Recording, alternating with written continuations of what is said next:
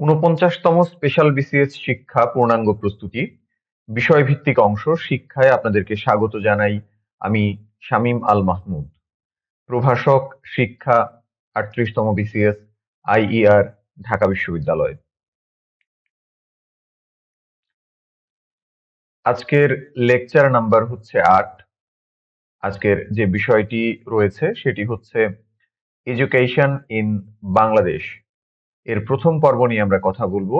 এই পর্বে যে বিষয়গুলো অন্তর্ভুক্ত সেগুলো হচ্ছে historical background, structure, organisation and management, constitutional provision and legal framework, primary education, structure, statistics, curriculum, development programmes, major issues and problems and their solutions.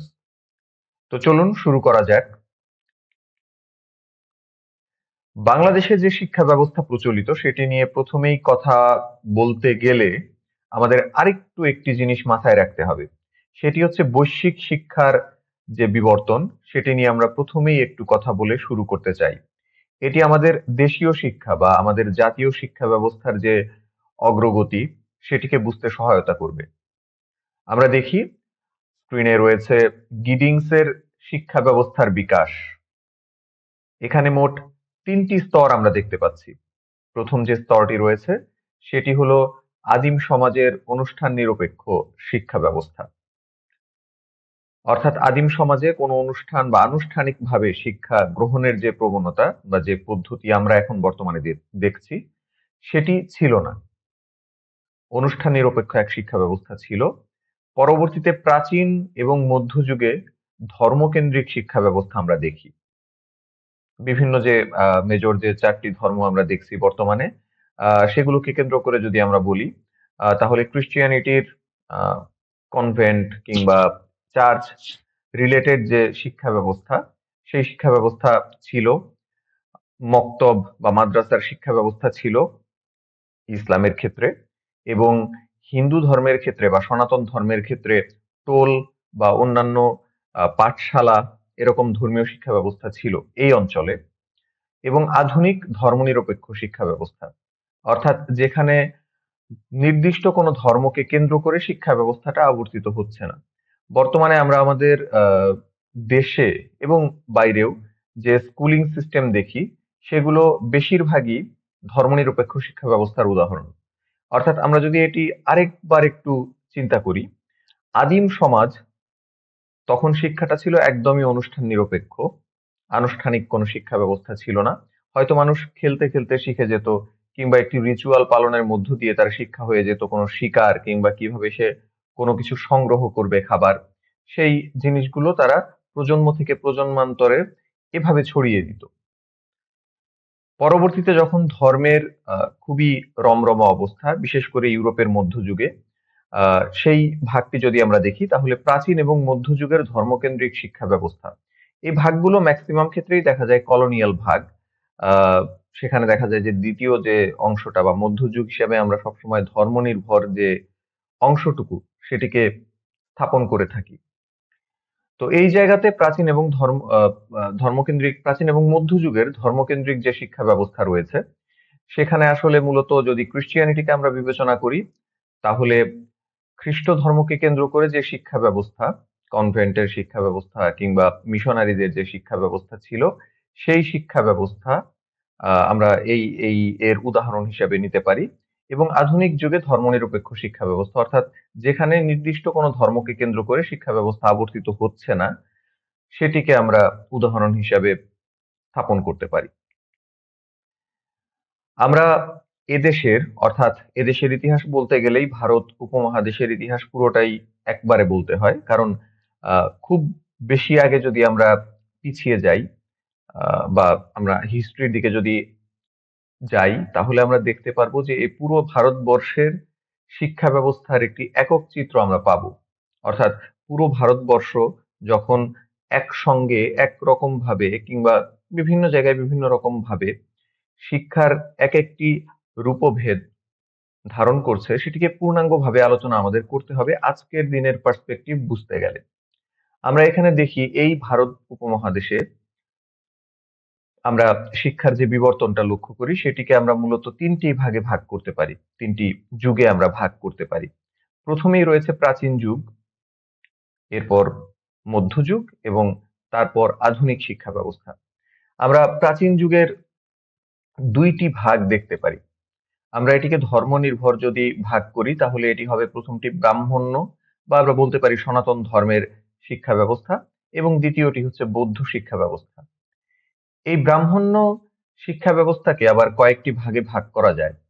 যেমন প্রথমেই রয়েছে প্রাক ঋগ্বেদ যুগ, তারপর ঋগ্বেদ যুগ এবং ব্রাহ্মণ্য শিক্ষার যুগ। এই তিন ভাগে আমরা ব্রাহ্মণ্য শিক্ষাকে ভাগ করতে পারি।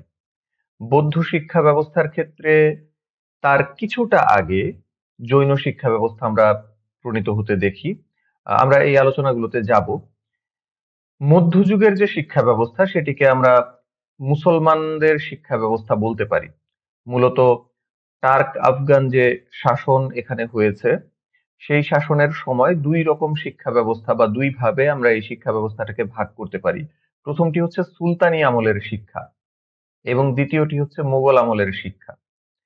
আধুনিক শিক্ষা ব্যবস্থা বলতে যে ব্যবস্থাকে আমরা ইন্ডিকেট করছি সেটি হলো মূলত পাশ্চাত্য শিক্ষা ব্যবস্থা, কিংবা এটিকে আমরা বলতে পারি আহ, ধর্ম নিরপেক্ষ শিক্ষা ব্যবস্থা।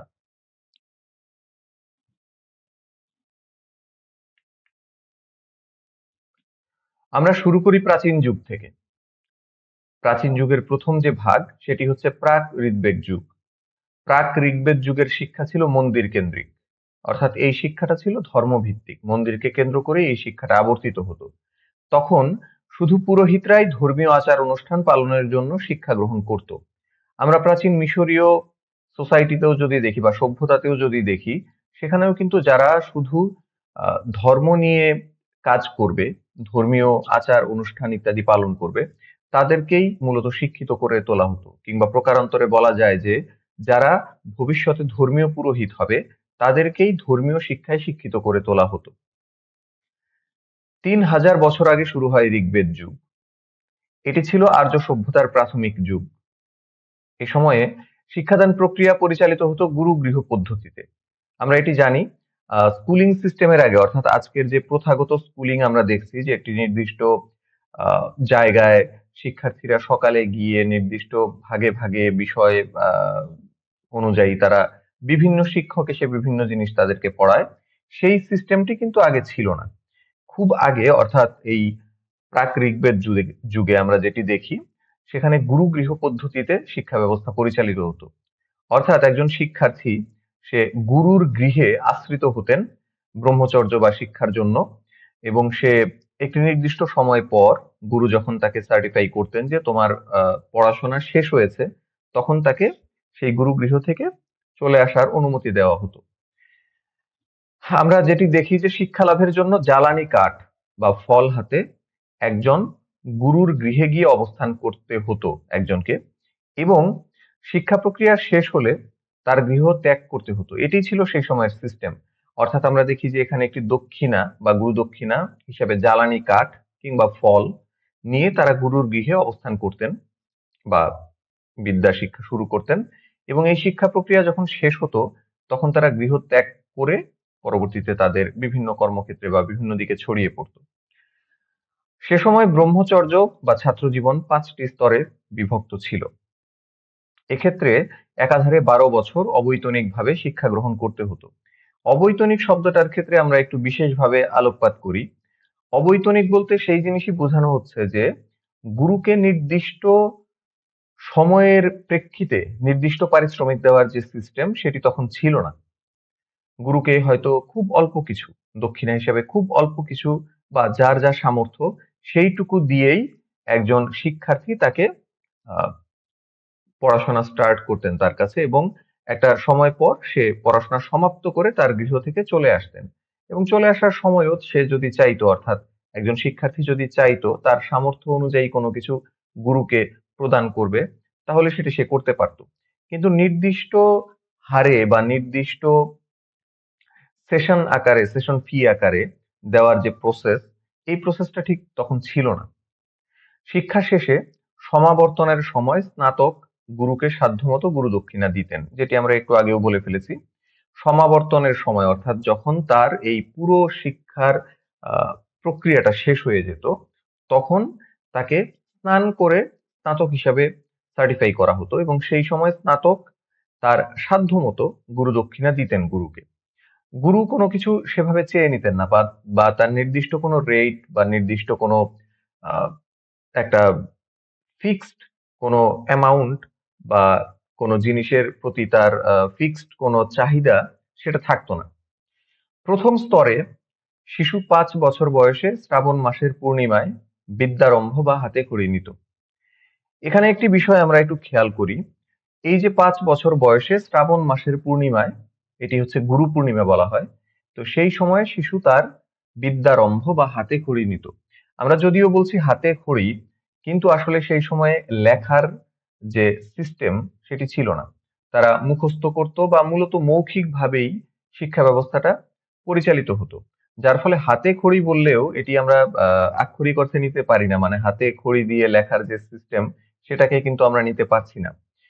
আহ এই যে আমাদের প্রাক ঋগ্বেদ যুগের শিক্ষা, সেই শিক্ষাটা আমরা যে ঐতিহাসিক যুগের শিক্ষা ব্যবস্থার বর্ণনা মূলত মৌর্য যুগ থেকে পাই।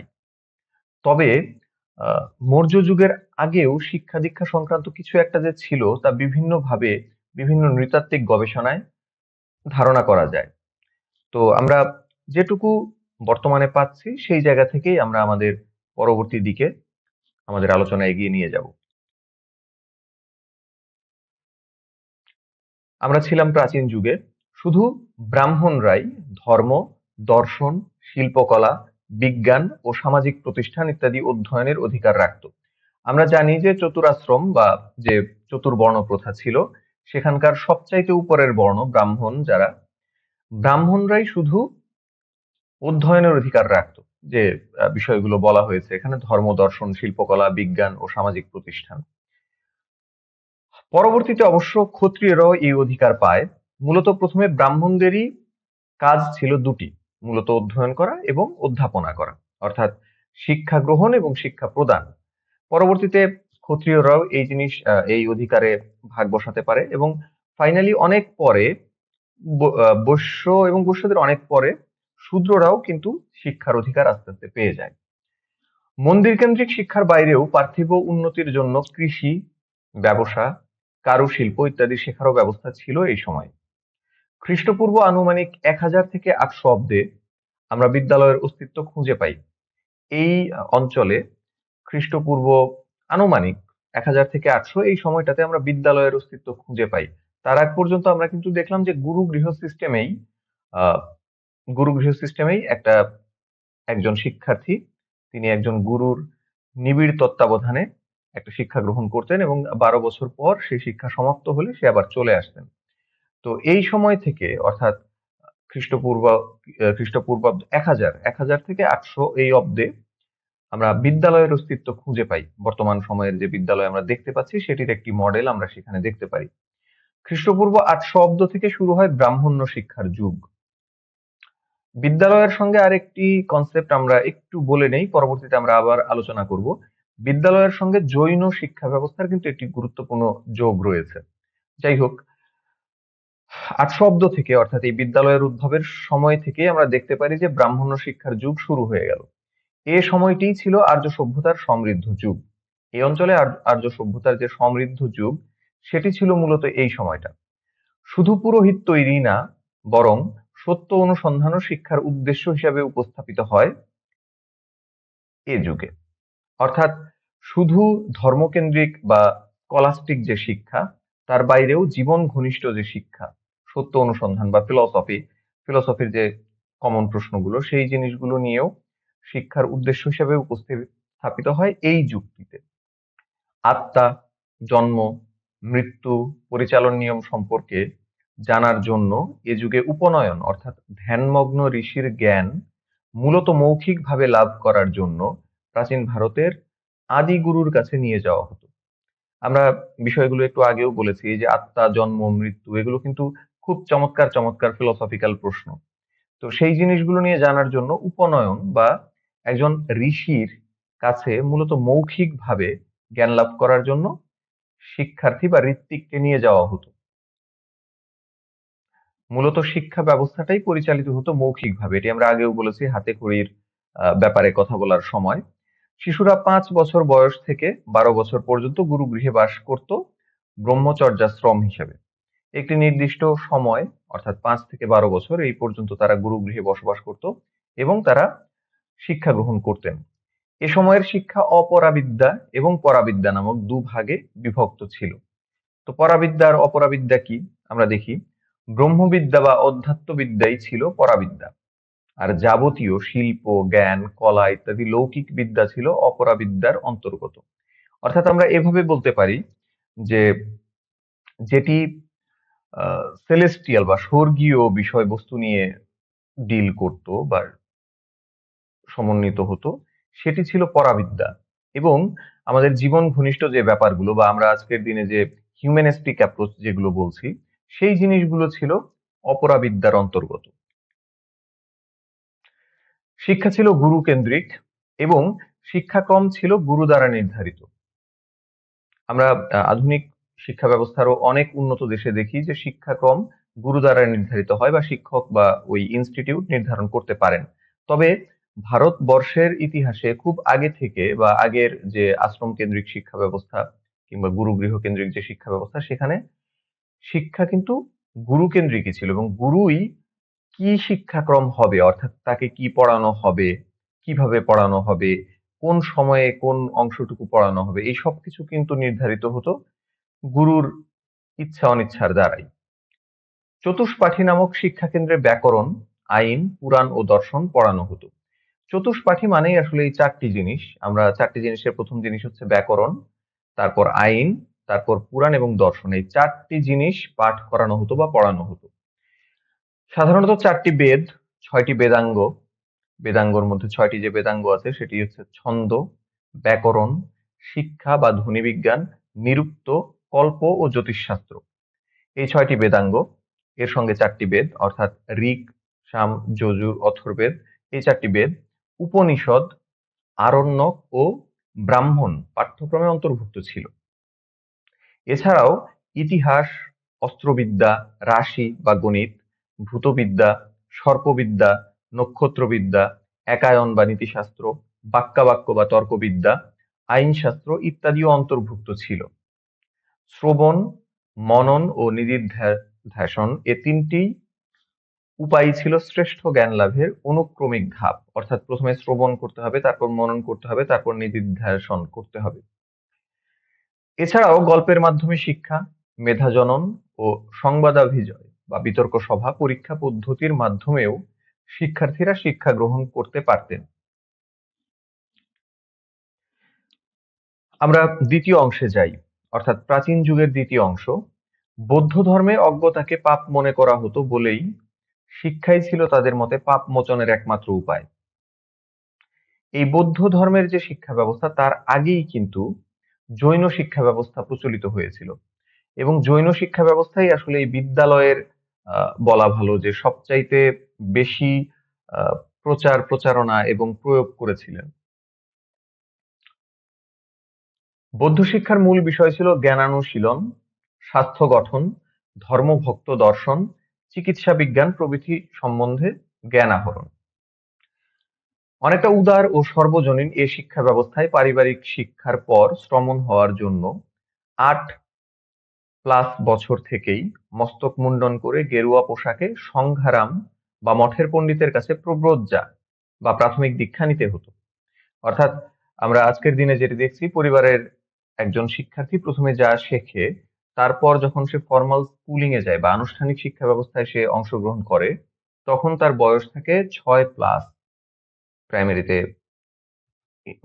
অন্তর্ভুক্ত হওয়ার জন্য। এক্ষেত্রে যেটি ছিল তার 8+ বয়স যখন হয় তখন তিনি মস্তক মুন্ডন করতেন, অর্থাৎ চুল ফেলে দিতেন মাথা থেকে, গেরুয়া পোশাক পরতেন, পরে একজন সংঘারাম বা মঠের পণ্ডিত তার কাছে গিয়ে প্রব্রজ্জা বা প্রাথমিক দীক্ষা নিতেন। এই যে শিক্ষা ব্যবস্থা এটির বয়স সীমা ছিল 15 বছর। এ শিক্ষার একটি গুরুত্বপূর্ণ বৈশিষ্ট্য ছিল প্রাথমিক স্তরের শিক্ষা পরিচালিত হতে মাতৃভাষা এবং অন্যান্য আঞ্চলিক ভাষায়। এটি খুব গুরুত্বপূর্ণ একটি বিষয়। বৌদ্ধ শিক্ষা ব্যবস্থার একটি চমৎকার বিষয় হচ্ছে যে অন্যান্য ধর্মীয় শিক্ষার মতো এটি একটি নির্দিষ্ট ভাষায় শিক্ষা গ্রহণ দেওয়া হতো না। যেমন আমরা দেখি ক্রিশ্চিয়ানিটির ক্ষেত্রে ল্যাতিন ভাষা খুব গুরুত্বপূর্ণ ছিল শিক্ষাদানের ক্ষেত্রে। হিন্দু বা সনাতন ধর্মের ক্ষেত্রে সংস্কৃত ভাষা, কিংবা আরবির ক্ষেত্রে সরি ইসলামের ক্ষেত্রে আরবি ভাষা। এই জিনিসগুলো যেরকম নির্দিষ্ট একটি ভাষাকে কেন্দ্র করে আহ, বিস্তৃত হতো, এটাতে ঠিক সেরকম ছিল না। বিভিন্ন অঞ্চলে যে আঞ্চলিক ভাষাগুলো ছিল বা মাতৃভাষা ছিল, সেই ভাষাই এখানে শিক্ষা পরিচালনা করা হতো। অবশ্য এই শিক্ষা ব্যবস্থায় শিক্ষা কেন্দ্র বিহারগুলোতে উচ্চশিক্ষা প্রদান করা হতো পালি ভাষায়। আমরা জানি যে বৌদ্ধ ধর্মের ভাষা মূলত পালি। তো এই পালি ভাষায় উচ্চশিক্ষাটা প্রদান করা হতো আজকের দিনের যে বিহারগুলো ছিল। এই বিহারগুলো আমরা অনেকগুলোই চিনি। আমি শুধু একটি বিহারের নাম করছি আপনাদের বোঝার সুবিধার্থে।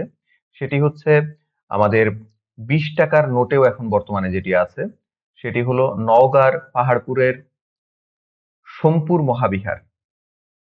এই বিহারটিতে উচ্চশিক্ষা প্রদান করা হতো বৌদ্ধ শিক্ষা ব্যবস্থায়। এই শিক্ষা ব্যবস্থা সবার জন্য উন্মুক্ত ছিল। তবে এখানে একটু কথা আছে। আমরা যখনই বলছি সবার জন্য উন্মুক্ত ছিল, এটি আসলে পরের সংযোজন। প্রথম দিকে নারী শিক্ষা অন্যান্য ধর্মীয় শিক্ষার মতোই বৌদ্ধ ধর্মেও নারী শিক্ষা বা নারীদের সংঘে প্রবেশ এটি নিষিদ্ধ ছিল। পরবর্তীতে নারীদেরকে সংঘে যুক্ত করা হয় এবং নারীদেরকে শিক্ষা ব্যবস্থার মূল ধারায় যুক্ত করা হয়। বৌদ্ধ শিক্ষা ব্যবস্থায় পঠিত বিষয়গুলো ছিল বর্ণ পরিচয়, সিন্ধাম বা সিন্ধিরত্ন, ব্যাকরণ, পাণিনীয় সূত্র, পতঞ্জলির মহাভাষ্য, শিল্পস্থান বিদ্যা, চিকিৎসাবিদ্যা, হেতুবিদ্যা, আধ্যাত্মবিদ্যা, অভিধর্মকোষ, জাতকমালা ইত্যাদি। অর্থাৎ বৌদ্ধশাস্ত্র বাদেও শব্দবিদ্যা, সাংখ্য, সাহিত্য, সঙ্গীত ও চিত্রকলা, চারুকলা, শিল্পকলা, মহাযান শাস্ত্র, যোগশাস্ত্র প্রভৃতি শ্রমণদের অধীতব্য বিষয়ের অন্তর্গত ছিল। অর্থাৎ যারা শ্রমণ হবে তারা এই বিষয়গুলোর পড়ার মাধ্যমে তারা নিজেদেরকে শ্রমণ হিসাবে পরিণত করতেন। বিহারগুলোতে কাব্য দর্শন, অর্থশাস্ত্র, আয়ুর্বেদ, অস্ত্রবিদ্যা, তন্ত্র, গণিত, বেদ বেদান্ত, শ্রুতি স্মৃতি, নীতি সিদ্ধান্ত, আগম মীমাংসা, পুরাণ, জ্যোতিষ সহ বিভিন্ন বৃত্তিমূলক শিক্ষণ ও স্থাপত্যবিদ্যা শিক্ষা দেওয়া হতো এইসব বৌদ্ধ বিহারগুলোতে। বৌদ্ধ শিক্ষায় উচ্চতর শিক্ষায় উপযুক্ত বিবেচিত হলে 20 বছরের বয়স, মানে 20 বছর প্লাস বয়স যখন হয়, সেই বয়সে উপসম্পদা নামক ভর্তি অনুষ্ঠানে যুক্ত হওয়া যেত।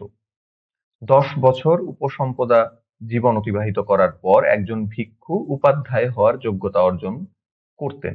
আমরা এই উপাধ্যায় শব্দটার সঙ্গে একটু আগেও পরিচিত আছি। আমরা একটু মনে করিয়ে দিই। আমরা একজনের নাম জানি, মহামহোপাধ্যায়। মনে পড়ছে?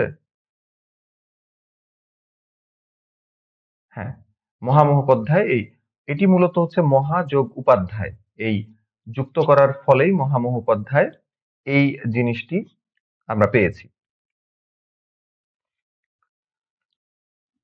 মুসলিম শিক্ষাধারার প্রাথমিক স্তর ছিল মক্তব। অর্থাৎ আমরা মধ্যযুগের যে শিক্ষা ব্যবস্থা সেখানে প্রবেশ করে ফেলেছি অলরেডি।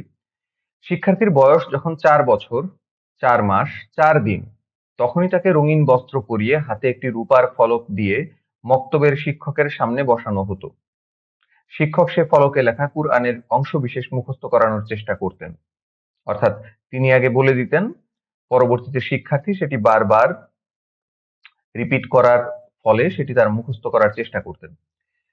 মক্তবে প্রকৃত শিক্ষা চর্চার শুরু হতো 7 বছর বয়স থেকে।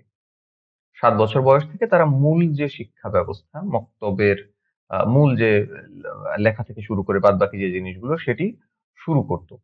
কুরআন ও ধর্মের নির্দেশ মেনে চলাই মক্তবের মূল পাঠ হলেও একই সাথে চলতো অক্ষর জ্ঞান, অর্থাৎ পড়া এবং লেখা, ও সাধারণ হিসাব, সংখ্যা, গণনা, নামতা ইত্যাদি পদ্ধতির অনুশীলন।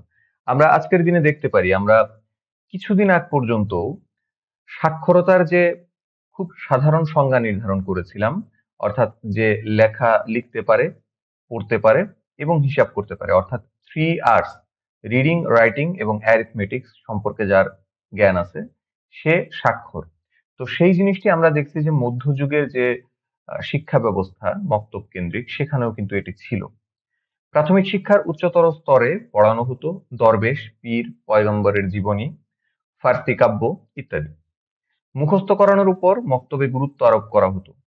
আমরা জানি যে এই মক্তবের যে শিক্ষা ব্যবস্থা সেটি শুরুই হতো কোরআনের কিছু নির্দিষ্ট আয়াত সেটি মুখস্থ করানোর মাধ্যমে।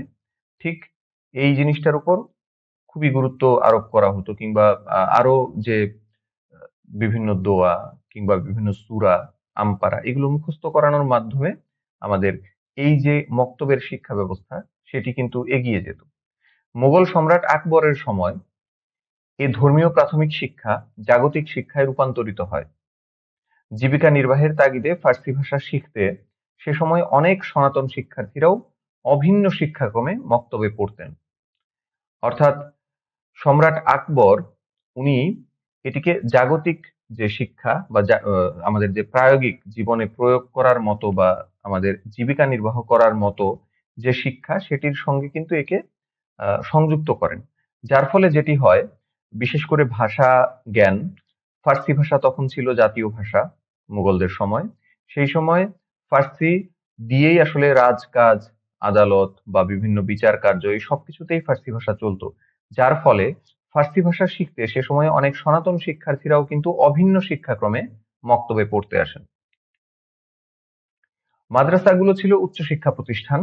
আজকের দিনের মহাবিদ্যালয়ের সমপর্যায়ের পড়াশোনা হতো সেগুলোতে, অর্থাৎ কলেজ লেভেলের যে পড়াশোনা সেগুলো মাদ্রাসাতে হতো সে সময়।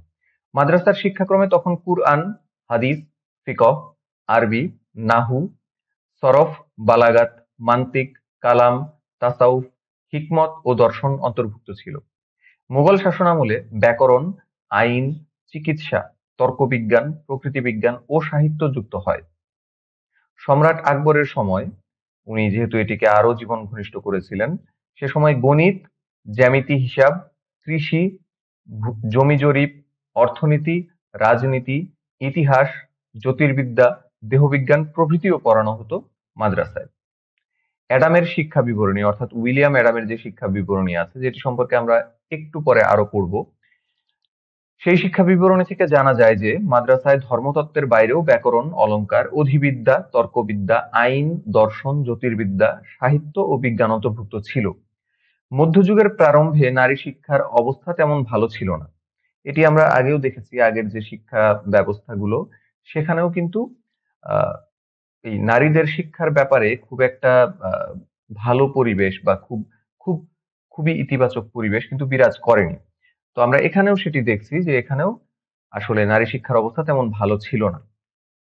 তবে অভিজাত পরিবারের কয়েকজন নারী, যেমন বাংলার সুবাদার ইব্রাহিম খান ফতে জংয়ের স্ত্রী রোকেয়া বেগম, ঢাকার সুবাদার শায়েস্তা খানের কন্যা ইরান দুখ্ত ওরফে পরি বিবি ও তুরান দুখ্ত খুবই উচ্চশিক্ষিতা ও সংস্কৃতি সম্পন্ন ছিলেন।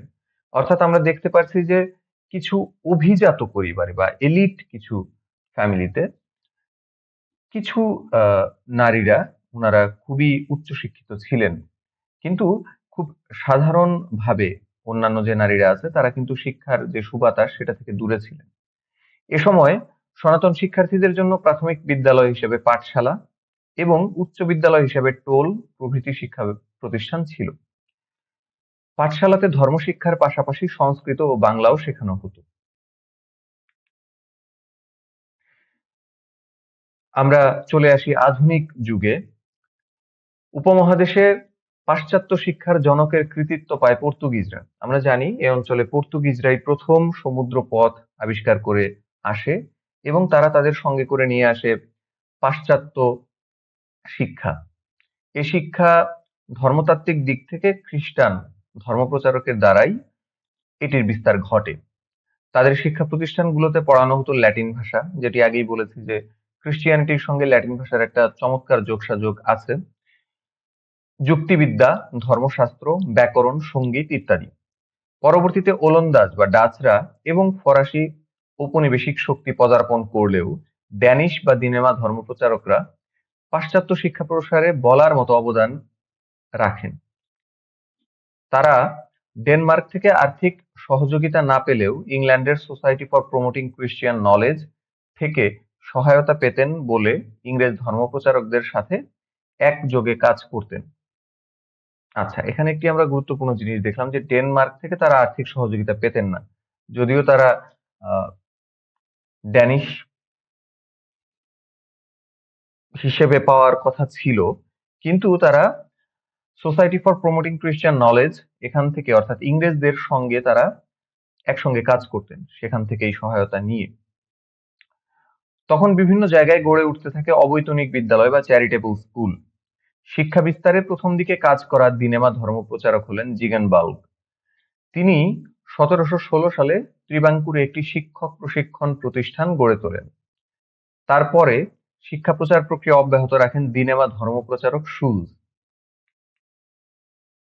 জিগেনবাল্কের অনুগামী ধর্মপ্রচারক জোহান জাকারিয়া কায়ারনান্ডার সেন্ট ডেভিড দুর্গের কাছে স্কুল শুরু করেন। 1758 খ্রিস্টাব্দে লর্ড ক্লাইভের আমন্ত্রণে তিনি বাংলাদেশে আসেন এবং এখানে 1758 সালে কায়ারনান্ডার চ্যারিটি স্কুল স্থাপন সহ শিক্ষা বিস্তারে পুরো জীবন কিন্তু অতিবাহিত করে দেন।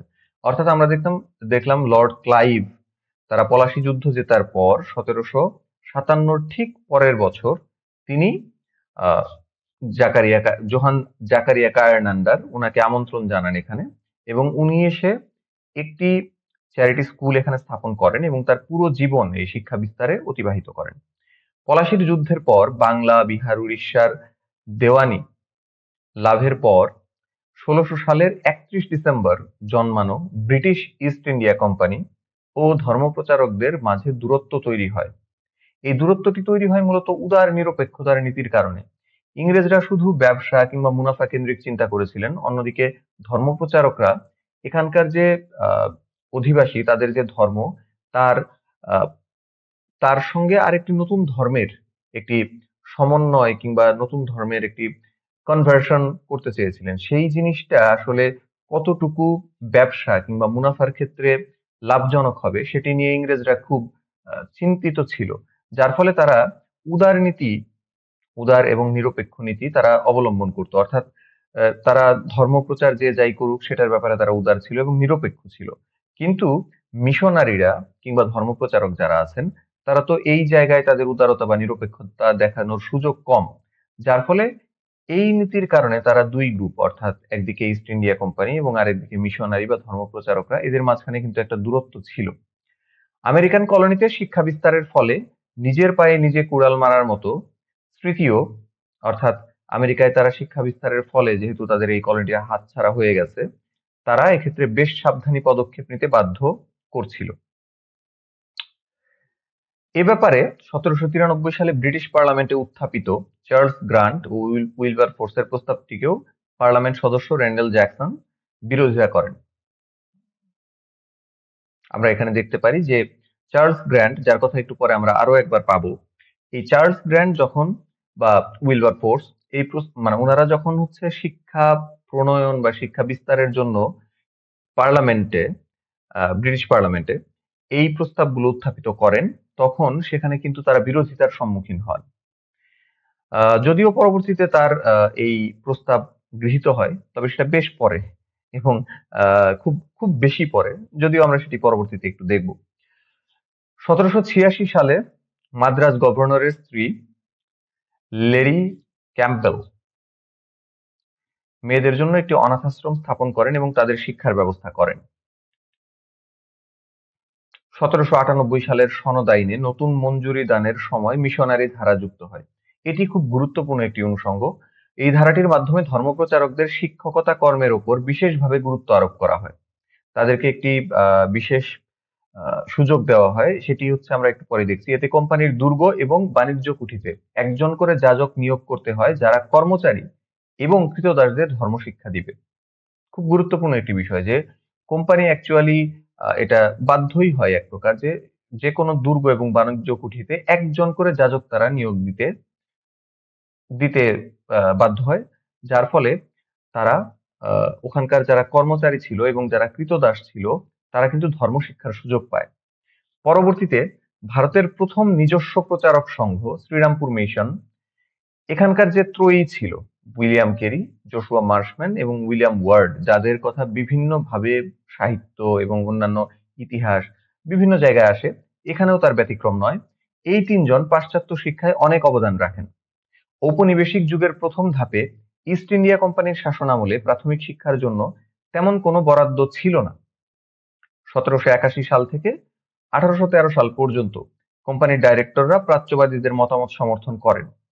পরবর্তীতে চার্লস গ্রান্ট শিক্ষার মাধ্যম হিসেবে ইংরেজি এবং বিষয়বস্তু হিসেবে প্রকৃতি বিজ্ঞান প্রবর্তনের সুপারিশ মানে যেটি করেছিলেন, সেটি 40 বছর পর ব্রিটিশ পার্লামেন্টে গৃহীত হওয়ায় চার্লস গ্রান্টকে ভারতে আধুনিক শিক্ষার জনক বলা হয়। খুব অবাক করা একটি বিষয় যে তার প্রস্তাবনাকে 40 বছর পর ব্রিটিশ পার্লামেন্ট গৃহীত করে। এবং এই যে 1781 সাল থেকে 1813 সাল পর্যন্ত এই সময় কোম্পানির ডাইরেক্টররা কিন্তু প্রাচ্যবাদীদের মতামত সমর্থন করেন, কিন্তু গ্রান্টি এখানে ইংরেজি মাধ্যম হিসেবে ইংরেজি ভাষা শিক্ষার যে মাধ্যমটি আছে সেটি হিসাবে ইংরেজি এবং বিষয়বস্তু হিসেবে প্রকৃতি বিজ্ঞান বা আজকের দিনে আমরা যাকে সায়েন্স বলছি সেটা প্রবর্তনের সুপারিশ করেন। এবং এজন্যই তাকে অর্থাৎ চার্লস গ্রান্টকে ভারতে আধুনিক শিক্ষার জনক বলা হয়। গভর্নর জেনারেল লর্ড মিন্টোর প্রস্তাবনা, যেটি 6 মার্চ 1811-তে প্রদান করা হয়েছিল, অনুযায়ী ইংল্যান্ডের পার্লামেন্টে গৃহীত 1813 সালে শিক্ষা সনদ আইনের 43 নম্বর ধারা অনুযায়ী 1,00,000 রুপি বরাদ্দের মাধ্যমে তৎকালীন ইস্ট ইন্ডিয়া কোম্পানি সরকারিভাবে শিক্ষার দায়িত্ব গ্রহণ করেন। এটি একটি খুব গুরুত্বপূর্ণ বিষয় যে আগে তো টাকা পয়সা এভাবে বন্টন করা হতো না, কিন্তু এই যে 1813-তে এই সময় থেকে কিন্তু 1,00,000 রুপি শিক্ষার জন্য বরাদ্দের একটি দায়িত্ব গ্রহণ করা হয়। কিন্তু এখানেও একটি সমস্যা থাকে, বরাদ্দকৃত অর্থ ব্যয়ের স্পষ্ট নির্দেশনা না থাকায় 1814 সালে এডুকেশনাল ডিসপ্যাচ অফ জুন 3, 1814 এর মাধ্যমে গভর্নর জেনারেলকে অবহিত করা হয়। এই যে ব্যয়টা কেমন ভাবে হবে সেটার নির্দেশনার ব্যাপারে এই কথাবার্তা শুরু হয়।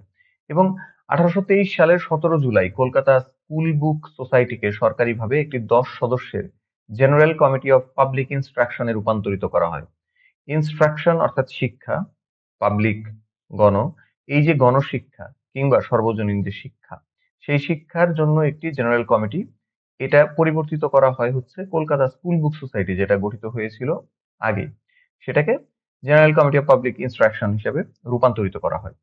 20 জানুয়ারি 1835 তারিখে লর্ড উইলিয়াম বেন্টিং বাংলা ও বিহারের শিক্ষা বিষয়ক তথ্য সংগ্রহের জন্য স্কটিশ ধর্মপ্রচারক উইলিয়াম অ্যাডামকে নিযুক্ত করেন, যার কথা বা যার বিবরণীর কথা আমরা একটু আগেও শুনেছি। এডওয়ার্ড ম্যাকলে, ইনি খুব বিখ্যাত বা কুখ্যাত দুই দিক থেকেই। ইংরেজদের কাছে উনি বেশ বরেণ্য, ভারতীয়দের কাছে উনি বেশ কুখ্যাত। তো উনি যে কাজটা করেন, প্রাচ্য শিক্ষার পরিবর্তে এদেশে পাশ্চাত্য শিক্ষার বিষয়ে ম্যাকলের মন্তব্য নামে বহুল পরিচিত প্রস্তাব উত্থাপন করেন। এই জিনিসটা কি ছিল আসলে? এটা উনি যেটা বলেছিলেন সেটি আমরা একটু পরে দেখব। সনদ আইনে বরাদ্দকৃত অর্থ কিভাবে শিক্ষা ক্ষেত্রে খরচ হবে সে সম্পর্কিত লর্ড ম্যাকলের মতামতই নিম্নগামী পরিশ্রবণ নীতি নামে পরিচিত, অর্থাৎ আউটার ফিল্ট্রেশন থিওরি। তবে এ নীতির মূল উদ্যোক্তা ছিলেন জিসিপিআই এর সদস্য এইচ ম্যাকেনজি। ম্যাকলের মতে এ অর্থ দিয়ে, যেটি তার ম্যাকলেস মিনিট বা ম্যাকলের মন্তব্য হিসেবে আমরা গ্রহণ করি, এমন এক শ্রেণীর লোক গড়তে হবে যারা আমাদের দোভাষীর কাজ করবে। তারা হবে এমন এক শ্রেণীর লোক যারা রক্তে ও বর্ণে ভারতীয় কিন্তু রুচি, নীতি ও বুদ্ধিতে ইংরেজ। জিনিসটা আসলেই খুব কনফিউজিং। 1835 সালের 7 মার্চ লর্ড বেন্টিং ইংরেজি শিক্ষাকে প্রাধান্য দিয়ে ব্রিটিশ ভারতের প্রথম সরকারি শিক্ষানীতি ঘোষণা করেন। 1 জুলাই 1835 তারিখে পেশ করা উইলিয়াম অ্যাডামের প্রথম শিক্ষা বিবরণীটি, যেটাকে বলা হচ্ছে Adams report on vernacular education in Bengal and Bihar, এটি ছিল খুবই সংক্ষিপ্ত এবং পূর্ববর্তী সরকারি অনুসন্ধানের সংস্করণ। এটি ছিল প্রাথমিক শিক্ষা সম্পর্কিত। একই সালের অর্থাৎ 1835 সালের 23 ডিসেম্বর পেশকৃত দ্বিতীয় শিক্ষা বিবরণীটি ছিল রাজশাহী জেলার নাটোর থানাকে কেন্দ্র করে। তখন নাটোরের লোক সংখ্যা ছিল ১,৯৫,২৯৬ জন এবং এখানে বিদ্যালয় ছিল ২৭টি। নারী শিক্ষার তেমন কোনো প্রচলন এই সময়েও ছিল না। নারী বাদ দিয়ে শিক্ষিতের হার ছিল ৬.১%। দীর্ঘ বিরতির পর তার যে তৃতীয় বিবরণী সেটি দাখিল করা হয় ১৮ এপ্রিল ১৮৩৮ সালে। এটি ছিল তার তৃতীয় এবং শেষ শিক্ষা বিবরণী। এটি দুভাগে বিভক্ত ছিল। প্রথম অংশে ছিল মুর্শিদাবাদ, বীরভূম, বর্ধমান, দক্ষিণ বিহার ও ত্রিহুত এই ৫টি জেলার দেশীয় শিক্ষা ব্যবস্থার পরিসংখ্যান।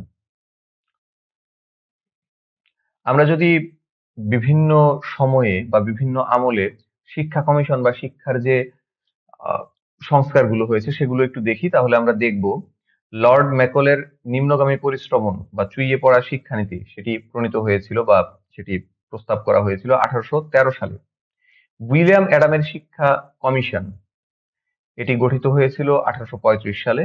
উডের ডেসপ্যাচ, যেটিকে বলা হয় ভারতবর্ষের শিক্ষা ব্যবস্থার ক্ষেত্রে ম্যাগনা কার্টা, এটি ১৮৫৪ সালে গৃহীত হয়। উইলিয়াম হান্টার শিক্ষা কমিশন, যে শিক্ষা কমিশনটি আসলে মূলত ভারতে এসে, অর্থাৎ ভারতে ঘুরে ফিরে ভারতের একদম রিয়েল সিনারিও যাচাই করে যে প্রস্তাবনাগুলো আসে এই শিক্ষা কমিশনের মাধ্যমে, এটি হচ্ছে ১৮৮২ সালে গঠিত হয়। লর্ড কার্জনের শিক্ষা সংস্কার সম্মেলন, যে শিক্ষা সংস্কারের ফলে আমাদের বিশ্ববিদ্যালয় থেকে শুরু করে আমাদের বিজ্ঞান শিক্ষার ক্ষেত্রে একটি বিশাল পরিবর্তন আসে, সেটি হচ্ছে ১৯০১ সালে এই সম্মেলন অনুষ্ঠিত হয়। মাইকেল স্যাডলার কমিশন ১৯১৭ সাল এবং সার্জেন্ট কমিশন ১৯৪৪ সাল, অর্থাৎ একদম দ্বিতীয় বিশ্বযুদ্ধের শেষ হওয়ার কিছু কিছু সময় আগে। তো আমরা দেখলাম ব্রিটিশ আমলে এই বিষয়গুলো শিক্ষা সংস্কারের জন্য গৃহীত পদক্ষেপ। পাকিস্তান আমলে কি কি হয়? মাওলানা মুহাম্মদ আকরম খাঁ শিক্ষা কমিশন, এই শিক্ষা কমিশনটি গঠিত হয় ১৯৪৯ সালে। আতাউর রহমান খান শিক্ষা কমিশন ১৯৫৭ সালে এটি গঠিত হয়। এস এম শরীফ শিক্ষা কমিশন, এটি ১৯৫৮ সালে গঠিত হয় এবং এই শিক্ষা কমিশনের ফলশ্রুতিতেই একটি শিক্ষা আন্দোলন হয়, যেটি হচ্ছে ১৯৬২ সালে। ৬২ সালে এই শিক্ষা আন্দোলন সবচাইতে প্রবলভাবে ঘনিয়ে ওঠে এবং আমরা ১৭ সেপ্টেম্বর আমরা হচ্ছে শিক্ষা দিবস হিসাবে যেটি পালন করি, মহান শিক্ষা দিবস হিসাবে, সেটি কিন্তু এই শিক্ষা আন্দোলনেরই দিনকে স্মরণ করার জন্য। হামিদুর রহমান ছাত্র সমস্যা ও ছাত্র কল্যাণ বিষয়ক কমিশন পরবর্তীতে গঠিত হয় এই শিক্ষা আন্দোলনের প্রেক্ষিতে। এটি গঠিত হয় ১৯৬৪ সালে এবং ফাইনালি পাকিস্তানিরা এই দেশ ছেড়ে যাওয়ার আগে যে শিক্ষা কমিশনটি সর্বশেষ গঠিত হয় সেটি হচ্ছে নূর খান শিক্ষা কমিশন, এটি ১৯৬৯ সালে গঠিত হয়। এই যে শিক্ষা কমিশনগুলো আমরা দেখছি স্ক্রিনে, এই শিক্ষা কমিশনগুলোর ম্যাক্সিমাম শিক্ষা কমিশনই আসলে বাস্তবায়িত হতে পারেনি পুরোপুরিভাবে, কারণ পলিটিক্যাল বিভিন্ন ইস্যু এবং আন্দোলনের কারণে এই শিক্ষা কমিশনগুলো সবগুলোই প্রায় মুখ থুবড়ে পড়েছে। বাংলাদেশ আমলে আমরা কি দেখি? প্রথম যে শিক্ষা কমিশন গঠিত হয় সেটাকে বলা হচ্ছে বাংলাদেশ শিক্ষা কমিশন, যার প্রধান ছিলেন কুদরতি খুদা, ডক্টর কুদরতি খুদা। এটি গঠিত হয় ১৯৭২ সালে। জাতীয় কারিকুলাম ও সিলেবাস প্রণয়ন কমিটি গঠিত হয় ১৯৭৬ সালে। জাতীয় শিক্ষা উপদেষ্টা কমিটি ১৯৭৮ সালে গঠিত হয়। মজিদ খান শিক্ষা কমিশন ১৯৮৩ সালে গঠিত হয়, যাকে অনেকে শরীফ খান শিক্ষা কমিশন, মানে পূর্ববর্তী শরীফ খান শিক্ষা কমিশন যেটি আছে 1958 এর, সেটির সঙ্গে অনেকে তুলনা করেন। মফিজউদ্দিন আহমদ শিক্ষা কমিশন ১৯৮৭ সালে গঠিত হয়। শামসুল হক শিক্ষা কমিশন ১৯৯৭ এবং জাতীয় শিক্ষানীতি এর ফলশ্রুতিতে ২০০০ সাল। এম এ বারী শিক্ষা কমিশন ২০০১, মনিরুজ্জামান মিয়া শিক্ষা কমিশন ২০০৩ এবং সর্বশেষ শিক্ষা কমিশন কবির চৌধুরী শিক্ষা কমিশন, যেটি কমিশন তৈরি হয় ২০০৯ সালে এবং এর ফলে জাতীয় শিক্ষানীতি প্রণীত হয় ২০১০ সালে। এবং ফাইনালি আরো একটি রিসেন্ট যে ঘটনা সেটি হচ্ছে জাতীয় শিক্ষাক্রম রূপরেখা, আমরা দেখলাম ২০২১ সালে এটি প্রণীত হয়েছিল। আমরা যদি এই কাঠামোটির দিকে খেয়াল করি, আমাদের শিক্ষা ব্যবস্থা আসলে ৩টি ধারায় এগিয়ে যায়। প্রথম ধারাটি হচ্ছে সাধারণ ধারা, আরেকটি ধারা আছে আমাদের মাদ্রাসা ধারা, এবং আরেকটি ধারা হচ্ছে কারিগরি ও বৃত্তিমূলক ধারা। তো আমরা যদি একটু খেয়াল করি, আমরা যে চিত্রটি দেখতে পাচ্ছি, এখানে আমরা দেখব যে এই যে প্রাইমারি এডুকেশন অর্থাৎ 10+ বয়স, এবং এখানে যিনি ক্লাস 5-এ পড়বেন, অর্থাৎ ক্লাস 1 to 5, গ্রেড 1 to 5, এই পর্যন্ত আমাদের প্রাইমারি এডুকেশন। যদিও বাংলাদেশের প্রথম শিক্ষা কমিশন থেকে শুরু করে লাস্ট যে শিক্ষা কমিশন, কবির চৌধুরী শিক্ষা কমিশন, এই প্রত্যেকটি জায়গায় অষ্টম শ্রেণী পর্যন্ত প্রাইমারি এডুকেশনের কথা বলা হচ্ছে। কিন্তু ইন প্র্যাকটিস আমরা দেখি যে এখন পর্যন্ত ম্যাক্সিমাম প্রাথমিক বিদ্যালয়ে ক্লাস 5 পর্যন্ত পড়ানো হচ্ছে। তো আমরা ধরে নিচ্ছি ক্লাস 5 পর্যন্তই প্রাইমারি এডুকেশন, এটি বিস্তৃত 1 to 5 পর্যন্ত। এর প্যারালালে আমরা যে শিক্ষা ব্যবস্থা দেখছি মাদ্রাসা শিক্ষার ইবতেদায়ী স্তর, এই ইবতেদায়ী স্তরটাও একইভাবে প্রাথমিক শিক্ষার সমমান। এর আগে অর্থাৎ 3+ বয়স যখন একজন শিশুর হবে, 3+, 4+ এবং 5+, এই সময়ে একজন শিক্ষার্থী প্রি প্রাইমারি এডুকেশনে অন্তর্ভুক্ত হবেন। তারপর রয়েছে ক্লাস 6 থেকে 12 গ্রেড পর্যন্ত সেকেন্ডারি এডুকেশন আমরা দেখতে পাচ্ছি। তারপরে তারপরে উচ্চশিক্ষা, আস্তে আস্তে বিভিন্ন উচ্চশিক্ষার বিভিন্ন স্তর, বিভিন্ন ডিগ্রি আছে, এমফিল, পিএইচডি, বিভিন্ন জিনিস আছে, ব্যাচেলর, মাস্টার্স। অপরদিকে যদি আমরা মাদ্রাসার ক্ষেত্রে তাকাই, মাদ্রাসার সেকেন্ডারি যে স্তরটি সেটির নাম হচ্ছে দাখিল, দাখিল, এবং হায়ার সেকেন্ডারি যে স্তরটি আছে সেটির নাম আলিম। মূলত 12 গ্রেড পর্যন্তই আমাদের মাধ্যমিক শিক্ষা, অর্থাৎ ক্লাস 6 থেকে 12 গ্রেড পর্যন্ত মাধ্যমিক শিক্ষা। এটিকে আমরা কয়েক ভাগে ভাগ করেছি। যেমন একটি হচ্ছে জুনিয়র সেকেন্ডারি এডুকেশন, এটি ক্লাস 8 পর্যন্ত বিস্তৃত। একটি হচ্ছে সেকেন্ডারি এডুকেশন, এটি 9 এবং 10 পর্যন্ত বিস্তৃত, এবং হায়ার সেকেন্ডারি এডুকেশন যেটি গ্রেড 11 এবং 12 নিয়ে বিস্তৃত। এই পর্যন্ত অর্থাৎ গ্রেড 10 পর্যন্ত দাখিল মাদ্রাসার ক্ষেত্রে, এবং গ্রেড 12 পর্যন্ত আলিম। তারপরে রয়েছে উচ্চশিক্ষা ফাজিল এবং কামিল। কামিল হলো মাস্টার্সের সমমান, ফাজিল হচ্ছে অনার্সের সমমান। তো আমরা দেখি এই বরাবর এই বরাবর আমাদের কারিগরি ও বৃত্তিমূলক শিক্ষাটি রয়েছে। আমরা দেখি এটি শুরু হচ্ছে ক্লাস 9 থেকে, ট্রেড সার্টিফিকেট অথবা এসএসসি ভোকেশনাল। এরপর হচ্ছে ডিপ্লোমা ইঞ্জিনিয়ারিং, যে ইস্যুটি নিয়ে বর্তমানে খুব কথাবার্তা হচ্ছে, এবং তারপরে রয়েছে বিএসসি ইঞ্জিনিয়ারিং এবং বিএসসি টেকনিক্যাল এডুকেশন। তারপর এমএসসি এগ্রি এখানে দেখতে পাচ্ছি আমরা, এবং পিএইচডি রয়েছে। এভাবে আমরা এই তিনটি যে ধারা, অর্থাৎ সাধারণ শিক্ষা এবং মাদ্রাসা শিক্ষা এবং কারিগরি শিক্ষা, এর যে স্তরগুলো আমরা এটি সহজেই বুঝতে পারি।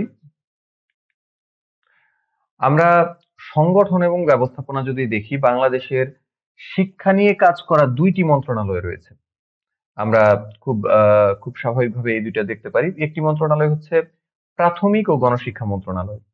তো এটি নিয়ে আমরা প্রথমে কথা বলি। এই প্রাথমিক ও গণশিক্ষা মন্ত্রণালয়ের যদি একটা অর্গানোগ্রাম আমরা তৈরি করি, তাহলে প্রথমেই দেখবো যে এর সর্বোচ্চ পর্যায়ে রয়েছেন প্রধানমন্ত্রী। প্রধানমন্ত্রী যেহেতু আহ সরকার প্রধান। পরবর্তীতে মন্ত্রণালয়টি রয়েছে, মন্ত্রণালয়টি হলো প্রাথমিক ও গণশিক্ষা মন্ত্রণালয়, যেটি 2003-এ তৈরি হয়। এই মন্ত্রণালয়ে একজন মন্ত্রী বা একজন উপমন্ত্রী উনি থাকবেন দায়িত্বে। পরবর্তীতে সচিব, প্রাথমিক ও গণশিক্ষা মন্ত্রণালয়, পরবর্তীতে একজন সচিব এখানে কর্মরত থাকেন।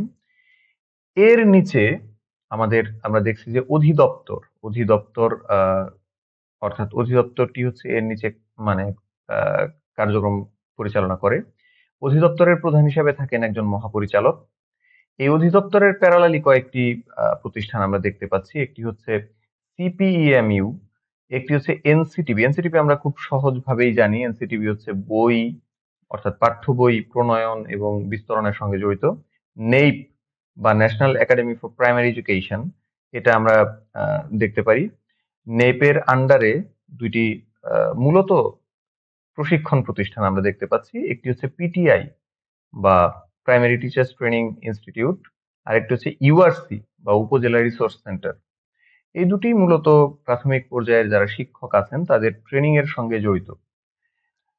মহাপরিচালকের পরে রয়েছেন একজন পরিচালক, তারপর রয়েছেন একজন বিভাগীয় উপপরিচালক, তারপরেই রয়েছেন একজন সহকারী পরিচালক, তারপর রয়েছেন একজন জেলা প্রাথমিক শিক্ষা কর্মকর্তা, তারপরেই রয়েছেন উপজেলা শিক্ষা কর্মকর্তা, তারপরে রয়েছেন উপজেলা সহকারী শিক্ষা কর্মকর্তা এবং ফাইনালি আমরা যদি স্কুল পর্যায়ে যাই তাহলে স্কুলের প্রধান শিক্ষক। আমরা আরেকটা অর্গানোগ্রাম একটু দেখি। এটা আরেকটু অন্যরকম ভাবে দেওয়া। আমরা এখানে দেখছি যে প্রাথমিক এবং গণশিক্ষা মন্ত্রণালয় আছে। এই মন্ত্রণালয়ের সঙ্গে প্যারালালি এনসিটিবি আসলে শিক্ষা মন্ত্রণালয় এবং প্রাথমিক ও গণশিক্ষা মন্ত্রণালয় এই দুইটিরই বই সংক্রান্ত বা পাঠ্য বই সংক্রান্ত যাবতীয় বিষয় দেখভাল করে।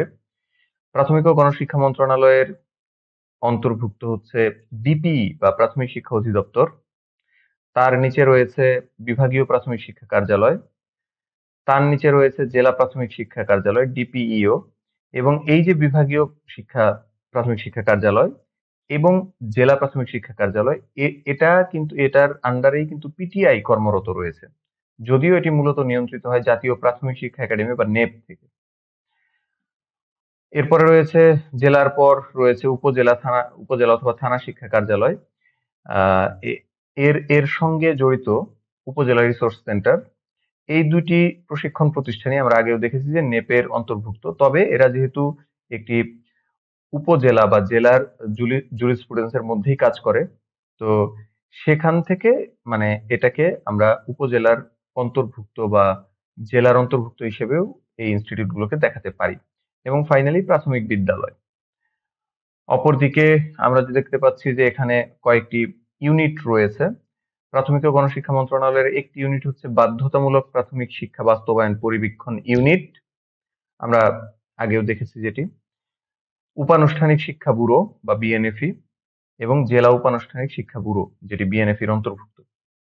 আমরা মাধ্যমিক পর্যায়ের শিক্ষা কাঠামো বা শিক্ষা প্রশাসন যদি দেখি তাহলে প্রথমে আমরা দেখব শিক্ষা মন্ত্রণালয় রয়েছে এর সর্বোচ্চ উপরে, তার নিচে রয়েছে মহাপরিচালক মাধ্যমিক ও উচ্চ মাধ্যমিক অধিদপ্তর, মানে অধিদপ্তরের একজন মহাপরিচালক। এর প্যারালালি রয়েছে শরীর চর্চা অধিদপ্তর এবং মাদ্রাসা ও কারিগরি শিক্ষা বোর্ড। আমরা মহাপরিচালকের নিচে দেখতে পাচ্ছি মাধ্যমিক ও উচ্চ মাধ্যমিক উপ অধিদপ্তর রয়েছে এবং তার নিচে রয়েছে জেলা শিক্ষা অফিস, তার নিচে উপজেলা মাধ্যমিক শিক্ষা অফিস এবং সর্বশেষে রয়েছে স্কুল কলেজ ও আলিয়া মাদ্রাসা। আমরা যদি আমাদের দেশের শিক্ষার সাংবিধানিক ভিত্তি নিয়ে একটু কথা বলি তাহলে যেটি আমরা দেখব সেটি হচ্ছে সংবিধানের বিভিন্ন অনুচ্ছেদে শিক্ষা সম্পর্কে বলা রয়েছে। আমরা একটু জাস্ট দেখে যাই। অনুচ্ছেদ 15-তে কি আছে? অন্ন বস্ত্র আশ্রয় শিক্ষা ও চিকিৎসা সহ জীবন ধারণের মৌলিক উপকরণের ব্যবস্থা করা রাষ্ট্রের অন্যতম মৌলিক দায়িত্ব। অনুচ্ছেদ 16-তে কি আছে? শিক্ষার উন্নয়নের মাধ্যমে গ্রামাঞ্চলের আমূল রূপান্তর সাধনের জন্য রাষ্ট্র কার্যকর ব্যবস্থা গ্রহণ করবে। অনুচ্ছেদ 17-র ক, যেটি শিক্ষা নিয়ে সবচাইতে বিস্তৃতভাবে এবং খুবই স্পষ্টভাবে কথা বলেছে। এই 17 নম্বর অনুচ্ছেদটি মূলত শিক্ষার প্রধান অনুচ্ছেদ। এটি মূলত অবৈতনিক ও বাধ্যতামূলক শিক্ষা নিয়ে। এখানে যে জিনিসটি বলা হয়েছে, রাষ্ট্র ক একই পদ্ধতির গণমুখী ও সার্বজনীন শিক্ষা ব্যবস্থা প্রতিষ্ঠার জন্য এবং আইনের দ্বারা নির্ধারিত স্তর পর্যন্ত সকল বালক বালিকাকে অবৈতনিক ও বাধ্যতামূলক শিক্ষাদানের জন্য খ সমাজের প্রয়োজনের সাথে শিক্ষাকে সঙ্গতিপূর্ণ করার জন্য এবং সেই প্রয়োজন সিদ্ধ করার উদ্দেশ্যে যথাযথ প্রশিক্ষণপ্রাপ্ত সদিচ্ছা প্রণোদিত নাগরিক সৃষ্টির জন্য গ আইনের দ্বারা নির্ধারিত সময়ের মধ্যে নিরক্ষরতা দূর করার জন্য কার্যকর ব্যবস্থা গ্রহণ করবেন। এটি খুবই গুরুত্বপূর্ণ, আমরা একটু মাথায় রাখবো যে অনুচ্ছেদ 17 এটি পুরোটাই হলো শিক্ষা নিয়ে। অনুচ্ছেদ 19-এ কি আছে দেখি আমরা। সকল নাগরিকের জন্য সুযোগের সমতা নিশ্চিত করতে রাষ্ট্র সচেষ্ট হবে। অনুচ্ছেদ 28-এর 3-এ কি আছে? ধর্ম, গোষ্ঠী, বর্ণ, নারী পুরুষ ভেদ বা জন্মস্থানের কারণে শিক্ষা প্রতিষ্ঠানে ভর্তির বিষয়ে কোনরূপ অক্ষমতা, বাধ্যবাধকতা, বাধা বা শর্তের অধীন করা যাবে না। অনুচ্ছেদ 29-এর 2-এ কি আছে? কেবল ধর্ম, গোষ্ঠী, বর্ণ, নারী পুরুষ ভেদ বা জন্মস্থানের কারণে কোনো নাগরিক প্রজাতন্ত্রের কর্মে নিয়োগ বা পদ লাভের অযোগ্য হবেন না কিংবা সেক্ষেত্রে তার প্রতি বৈষম্য প্রদর্শন করা যাবে না। এটি শিক্ষক নিয়োগের ক্ষেত্রে আমরা মানে শিক্ষা ব্যবস্থার সঙ্গে যুক্ত একটি অনুচ্ছেদ হিসেবে চিন্তা করি। অনুচ্ছেদ ৪১-এর ২-এ কি আছে? কোন শিক্ষা প্রতিষ্ঠানে যোগদানকারী কোন ব্যক্তির নিজস্ব ধর্ম সংক্রান্ত না হলে তাকে কোন ধর্মীয় শিক্ষা গ্রহণ কিংবা কোন ধর্মীয় অনুষ্ঠান বা উপাসনায় অংশগ্রহণ বা যোগদান করতে হবে না। এ সংক্রান্ত আরো যে আইনগুলো বা বিভিন্ন বিধি অধ্যাদেশ রয়েছে সেগুলো আমরা একটু জাস্ট নাম পড়ে যাই। প্রাথমিক বিদ্যালয় অধ্যাদেশ, যেটা বাংলাদেশ স্বাধীন হওয়ার পরপরই হয়েছিল ১৯৭৩ সালে। প্রাথমিক বিদ্যালয় অধিগ্রহণ আইন ১৯৭৪। সিডো সনদ, যেটি একটি ইন্টারন্যাশনাল সনদ, ১৯৭৯। নোট বই নিষিদ্ধকরণ আইন ১৯৮০। প্রাথমিক শিক্ষা আইন ১৯৮১। World declaration on education for all, এটিও একটি আন্তর্জাতিক সনদ, আন্তর্জাতিক একটি ঘোষণা, ১৯৯০ সালে এটি হয়েছিল। এরই ফলশ্রুতিতে বাংলাদেশে অবৈতনিক ও বাধ্যতামূলক প্রাথমিক শিক্ষা আইন ১৯৯০ এটি গৃহীত হয়। ২১ শতকের শিক্ষার জন্য আন্তর্জাতিক শিক্ষা কমিশন, এটি একটি আন্তর্জাতিক ইভেন্ট। এটি অনুষ্ঠিত হয় ১৯৯৩ সালে।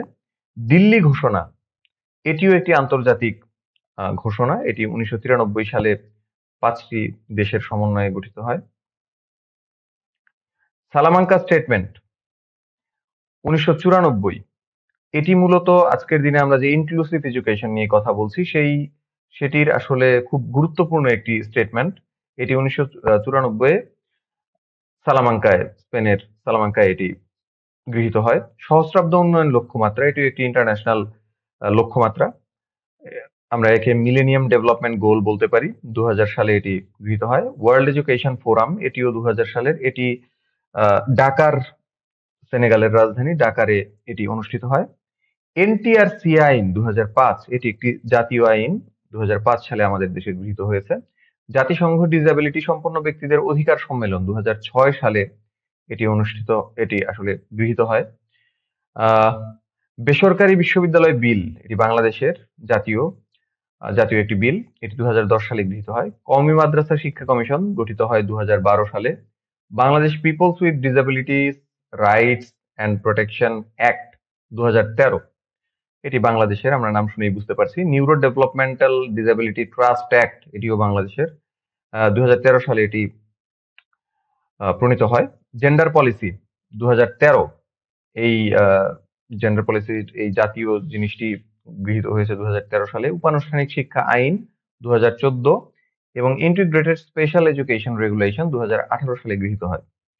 আমরা প্রাথমিক শিক্ষার কাঠামো আগেও একটু আলোচনা করেছি। আমরা এখানে দেখব যে আমাদের যে ৩টি ধারা শিক্ষার, অর্থাৎ ৩টি ধারার মধ্যে একটি হচ্ছে আমাদের সাধারণ শিক্ষা, আরেকটি হলো মাদ্রাসা শিক্ষা এবং আরেকটি হচ্ছে কারিগরি শিক্ষা। প্রাথমিক পর্যায় পর্যন্ত আমাদের মূলত ২টি ধারা এখানে আছে। একটি হচ্ছে মাদ্রাসা শিক্ষা, আমরা দেখতে পাচ্ছি এখানে ইবতেদায়ী ধারা, এবং আরেকটি হচ্ছে সাধারণ শিক্ষা, যেখানে আমরা প্রাইমারি স্তর দেখছি, এবং জুনিয়র সেকেন্ডারি এডুকেশন, অর্থাৎ ক্লাস 8 পর্যন্ত যদি আমরা চিন্তা করি প্রাইমারি এডুকেশনকে, তাহলে আমরা এই 8 পর্যন্ত মূলত প্রাইমারি এডুকেশন দেখতে পারি। তো প্রাথমিক শিক্ষার বিভিন্ন পরিসংখ্যান রয়েছে। আমরা যে রিপোর্টটি দেখতে পাচ্ছি সেই রিপোর্টটি হচ্ছে মূলত ব্যান বেইসের। আমরা জানি ব্যান বেইস শিক্ষা সংক্রান্ত যে তথ্য সমীক্ষা কিংবা তাদের সংরক্ষণ, এগুলো নিয়ে কাজ করে। তো ২৩-এর যে বাংলাদেশ এডুকেশন স্ট্যাটিস্টিক্স রয়েছে সেটা অনুযায়ী আমরা বেশ কিছু সমীক্ষা এবার দেখব। আমরা এখানে দেখতে পাচ্ছি যে বিভিন্ন প্রাথমিক যে বিদ্যালয় রয়েছে সেই প্রাথমিক বিদ্যালয়ে বা প্রাথমিক শিক্ষা প্রতিষ্ঠানে স্টুডেন্টসদের নাম্বার কত। হ্যাঁ, আমরা একটু খেয়াল করি জাস্ট। স্টুডেন্টসদের নাম্বারের টোটাল বয়েজ কত, গার্লস কত, অর্থাৎ লিঙ্গ ভিত্তিক যে ভাগ, এবং তার পার্সেন্টেজ, গার্লস এর পার্সেন্টেজ দেওয়া আছে। আমরা একটি খেয়াল করি, গভর্নমেন্ট প্রাইমারি স্কুল যেটি আছে, গভর্নমেন্ট প্রাইমারি স্কুলের ক্ষেত্রে আমরা দেখি যে নারীদের অংশগ্রহণ এখানে ৫১.৬৭%, খুবই চমৎকার একটি নাম্বার। আরেকটি পরিসংখ্যান আমরা দেখি, এখানে বিভিন্ন টাইপের যে প্রাথমিক শিক্ষা প্রতিষ্ঠান রয়েছে তাদের সংখ্যা এখানে দেওয়া আছে। সেখানকার মেল টিচার, ফিমেল টিচার এবং ফিমেল টিচারের পার্সেন্টেজ দেওয়া আছে এবং স্টুডেন্টদের পার্সেন্টেজ দেওয়া আছে। আমরা একটু জাস্ট খেয়াল করি। নেক্সট আমরা দেখি এখানে বিভাগ ভিত্তিক একটি ভাগ দেওয়া আছে। বিভাগ ভিত্তিক আমরা দেখতে পাচ্ছি যে আহ, কোন কোন কোন বিভাগে কত কত মানে প্রাইমারি এডুকেশনাল ইনস্টিটিউট কাজ করছে তাদের একটি ছক এখানে দেওয়া আছে। এখানে যেটি দেওয়া আছে সেটি হচ্ছে প্রি প্রাইমারি এডুকেশনে এনরোলমেন্টের ডিভিশন ওয়াইজ যে কি বলে ছক সেটি দেওয়া আছে, বয়েজ গার্লস এবং টোটাল। আমরা একটি জিনিস খেয়াল করব যে এখানে কিন্তু আমরা যে তথ্যগুলো দেখছি সেটি মূলত 22 সালের। এই রিপোর্টটি 23 সালে প্রকাশিত হলেও এটি ঠিক আগের বছরের যে পরিসংখ্যান সেটি আমাদের দেখাচ্ছে। আমরা এবার একটু নেট এন্ড গ্রোস এনরোলমেন্ট দেখি। গ্রেড 1-এ বিভিন্ন ডিভিশনে এবং এটি লিঙ্গভিত্তিক যে পরিসংখ্যান সেটি এখানে দেওয়া আছে। গ্রেড ওয়াইজ এনরোলমেন্ট অর্থাৎ গ্রেড 1 to 5, গ্রেড 1-এ কতজন বয়েজ ভর্তি হয়েছে, কতজন গার্লস ভর্তি হয়েছে, টোটাল কত, এটা এখানে দেওয়া আছে। Gross and net intake rate, এটা লিঙ্গ এবং সাল অনুযায়ী দেওয়া আছে। 2010 সালে কত বয়েজ এবং কত গার্লস ভর্তি হয়েছে তাদের গ্রস ইনটেক রেট এবং নেট ইনটেক রেট এটি দেওয়া আছে। আমরা এনরোলমেন্ট আর ইনটেকের মধ্যে একটু পার্থক্য আছে, সেটি যদি একটু বলে দেই, সেটি হলো এনরোলমেন্ট হচ্ছে বিভিন্ন শ্রেণীতে ভর্তি, আর ইনটেক হচ্ছে শুধু প্রথম যে শ্রেণীটি অর্থাৎ কোন স্তরের প্রথম শ্রেণীতে ভর্তি। গ্রস এনরোলমেন্ট রেশিও এবং বা রেট এবং নেট এনরোলমেন্ট রেশিও এখানে দেওয়া আছে 2010 থেকে 2022 সাল পর্যন্ত।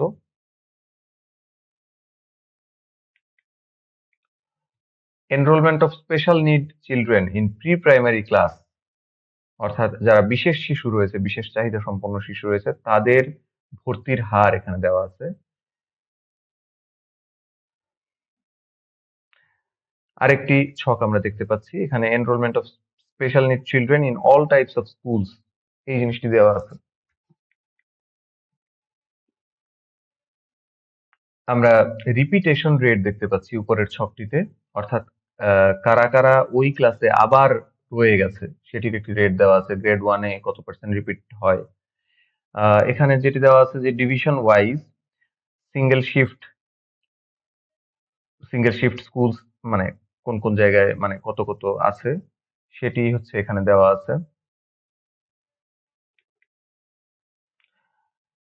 রিপিটেশন রেট আমরা আরেকটি দেখছি এখানে। তারপর সাইকেল ড্রপ আউট রেট, অর্থাৎ ড্রপ আউট রেট যেটা আর কি সেটি আমরা দেখতে পাচ্ছি 2.15 এই টেবলে। Trend of cycle drop out rate 2010 থেকে 22 অর্থাৎ সাল ভিত্তিক আমরা একটি পরিসংখ্যান দেখতে পাচ্ছি এখানে 2.16-এ। 2.17-এ year and gender wise survival rate 2010 থেকে 22 পর্যন্ত রয়েছে। 2.18 যে টেবলটা রয়েছে সেখানে কোএফিসিয়েন্ট অফ ইফিসিয়েন্সি বা ইয়ার এন্ড জেন্ডার এটি দেওয়া আছে। আমরা একটু খেয়াল করলেই এটা বুঝবো। 2.19-এ আমরা দেখি trend of years input per graduate by year and gender. 2.20-তে যেটি রয়েছে results of primary education completion examination, অর্থাৎ পিইসি যে এক্সামিনেশন ছিল সেটির রেজাল্ট।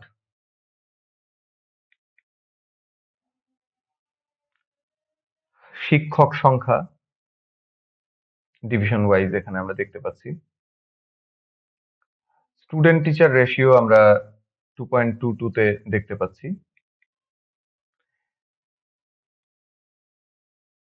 2.24-এ আমরা যেটা দেখতে পাচ্ছি যে ইয়ার ওয়াইজ কম্পারিজন অফ সাম কি ইন্ডিকেটরস, এখানে বিভিন্ন ধরনের ইন্ডিকেটরস আছে। আমরা যদি একটাকে দেখি কমপ্লিশন রেট 3 নম্বরে রয়েছে, 4 নম্বরে রয়েছে হচ্ছে স্টাইপেন্ড রিসিপিয়েন্টস, 7 নম্বরে রয়েছে public expenditure on primary education as percentage of total public expenditure on education. বিভিন্ন যে ইন্ডিকেটর রয়েছে, তার এগেইনস্টে আমাদের বিভিন্ন সালের পরিসংখ্যানটা আমরা এখানে দেখতে পাচ্ছি। আমরা যদি শিক্ষাক্রমের ব্যাপারে কথা বলি, প্রাথমিক শিক্ষার শিক্ষাক্রম এটি মূলত আসলে জাতীয় শিক্ষানীতি 2010 কে কেন্দ্র করে আবর্তিত হচ্ছে। আমরা এখানে দেখি প্রাথমিক শিক্ষার একটি সারাংশ দেওয়া রয়েছে। এটি মূলত আমাদের বাংলাদেশের প্রথম যে শিক্ষা কমিশন, কুদরতি ক্ষুদা শিক্ষা কমিশন, সেখান থেকে গৃহীত। এটির 5 নম্বর পয়েন্ট পর্যন্ত আমরা দেখতে পাচ্ছি, বাকি পয়েন্টগুলো এখানে 6, 7 এবং 8। এটি সারাংশ, ওই রিপোর্টটির প্রাথমিক শিক্ষা যে অংশটি রয়েছে সেটির সারাংশ এটি। আমরা 2010-এর যে শিক্ষানীতি সর্বশেষ, সেই জায়গায় প্রাথমিক শিক্ষার উদ্দেশ্য ও লক্ষ্য যেগুলো দেখি সেটি এখানে রয়েছে ডান পাশে। আমরা একটু খেয়াল করলেই দেখবো যে এর উপর ভিত্তি করেই আমাদের কিন্তু কারিকুলাম গুলো ডিজাইন করা হচ্ছে। আমরা একটু পড়ে নেই।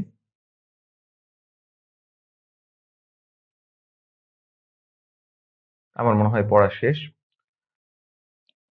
আমরা কারিকুলামের পর কি কি পাঠ্যপুস্তক বা কি কি বিষয় সিলেবাস রয়েছে সেই জিনিসটা একটু দেখি। সিলেবাস যদিও আসলে মূলত লিস্ট অফ কন্টেন্ট, কিন্তু আমরা মূলত এখানে দেখছি সাবজেক্ট কি কি, সেই অনুযায়ী আমরা সিলেবাস কি আছে সেটা একটা ধারণা পাই।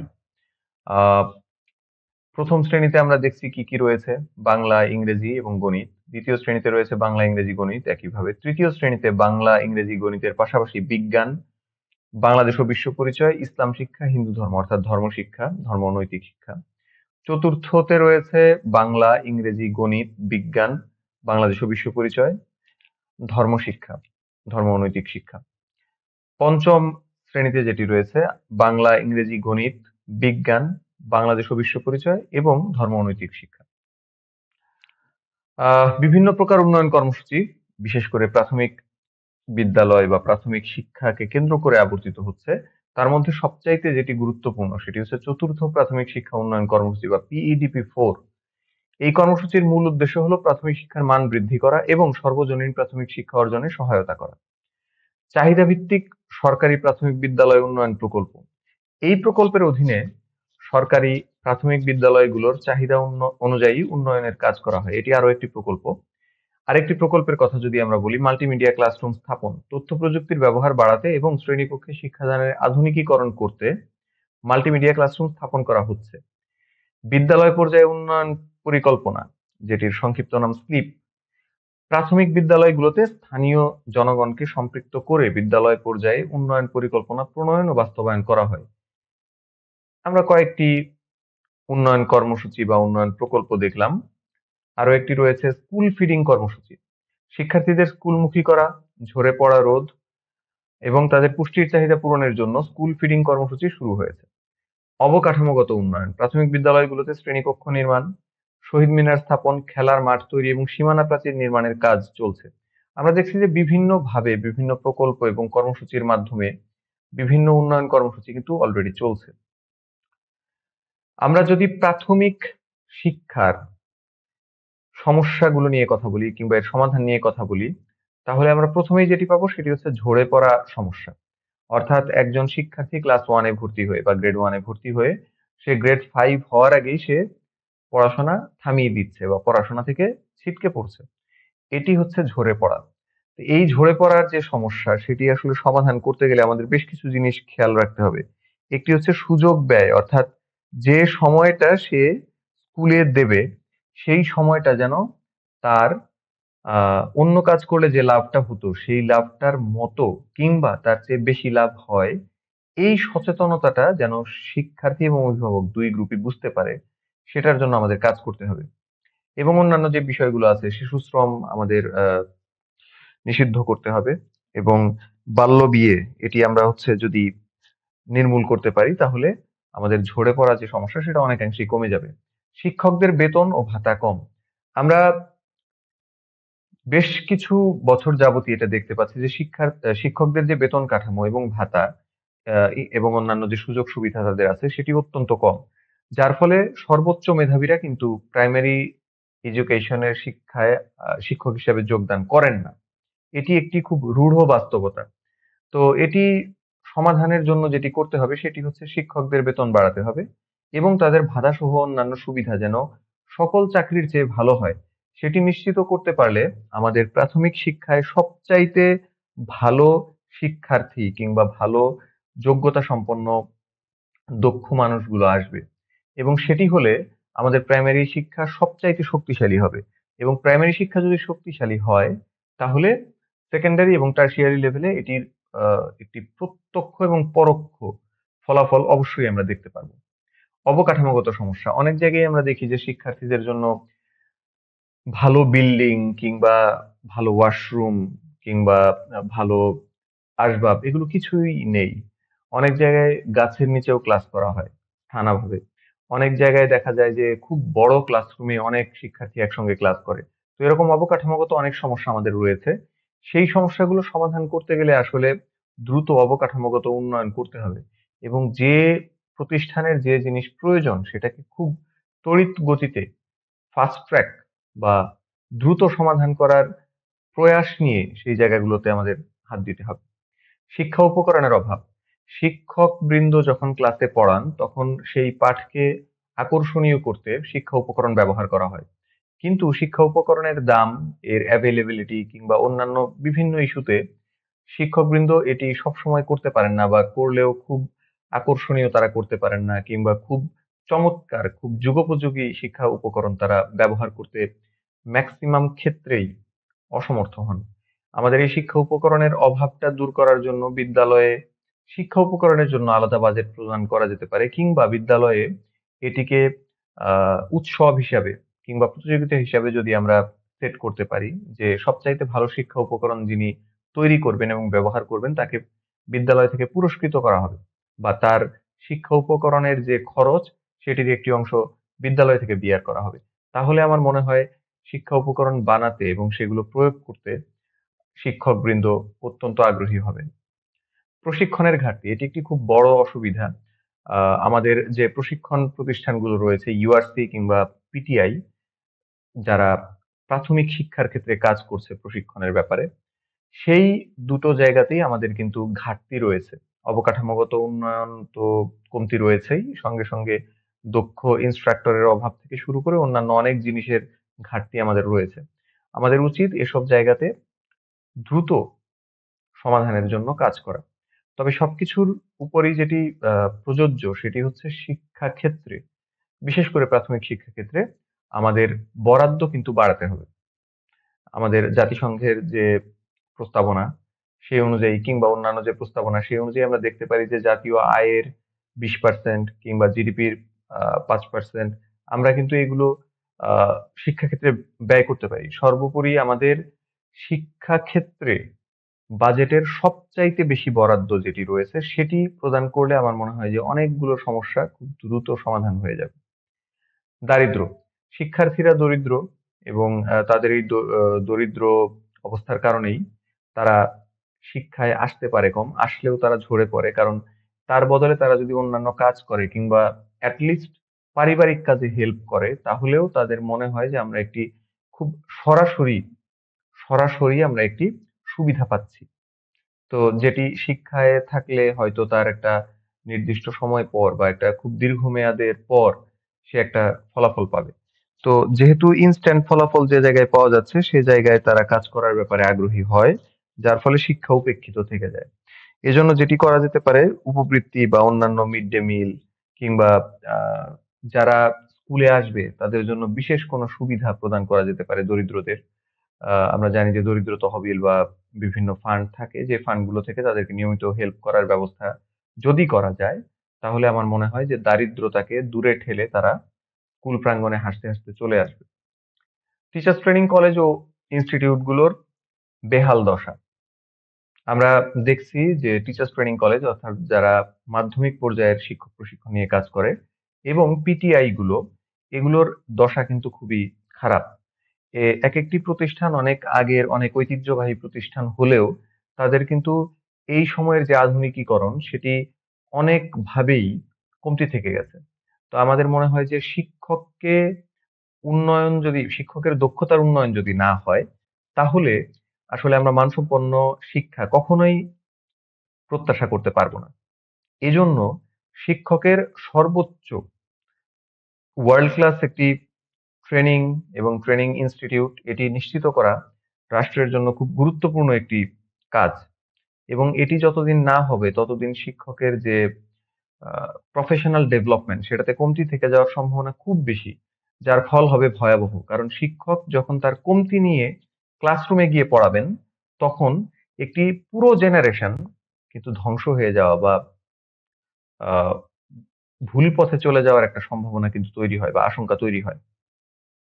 শিক্ষানীতির বাস্তবায়ন না হওয়া, আমরা দেখি যে অনেক সময়ই অনেক শিক্ষানীতি আমাদের হচ্ছে, আহ, কিন্তু সেগুলো ঠিকমতো প্রণয়ন হচ্ছে না। একটি কথা আমরা খুব জোর দিয়ে বলতে পারি, অষ্টম শ্রেণী পর্যন্ত যে প্রাথমিক শিক্ষার প্রবর্তন, সেটি কিন্তু আমরা এখনো 100% প্রয়োগের জায়গায় দেখি না।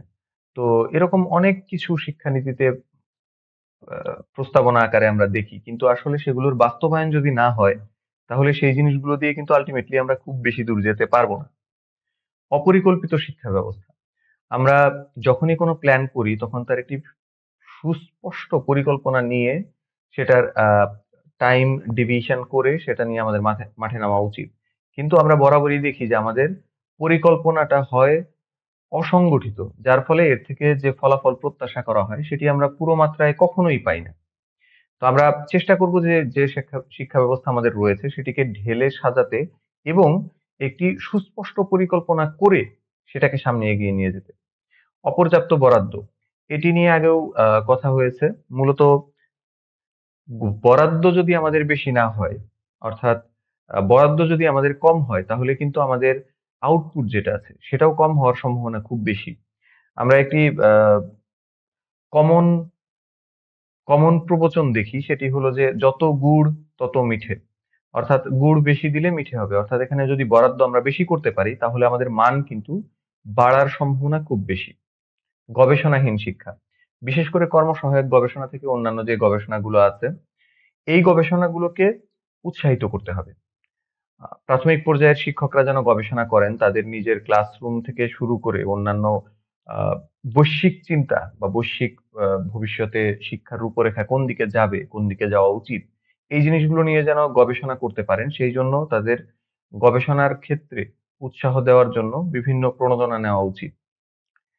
গুণগত শিক্ষার অনুপস্থিতি, আমরা অনেক সংখ্যাগত দিক থেকে এগিয়ে গেছি। আমাদের শিক্ষা ব্যবস্থায় এখন যে ইনটেক রেট বা এনরোলমেন্ট রেট প্রায় 100% হয়, কিন্তু অপরদিকে আমরা দেখি যে এটা ড্রপ আউট হয়ে যায়। এই ড্রপ আউট হওয়ার পরও যারা সাইকেল কমপ্লিশন করে, অর্থাৎ ওই স্তরটা সম্পন্ন করে, তাদের মধ্যেও আমরা দেখি যে যে প্রান্তিক যোগ্যতাগুলো অর্জনের কথা তাদের, সেটা তারা পুরোপুরি অর্জন করতে পারে না। বরং তাদের যে দক্ষতাগুলো অর্জিত হওয়ার কথা তার 50%ও তারা অর্জন করতে পারে না। এরকম বিভিন্ন গবেষণায় কিংবা বিভিন্ন স্টাডিতে আমরা দেখি এই ফলাফলগুলো খুবই ভয়াবহ। তো আমরা চেষ্টা করব যে সংখ্যাগত যে উন্নয়ন সেটার পাশাপাশি গুণগত উন্নয়নটার দিকে এবার জোরে সোরে কাজ করতে। কারণ গুণগত উন্নয়ন যদি না হয় তাহলে শুধু সংখ্যাগত উন্নয়ন দিয়ে আমরা খুব বেশি দূর যেতে পারবো না।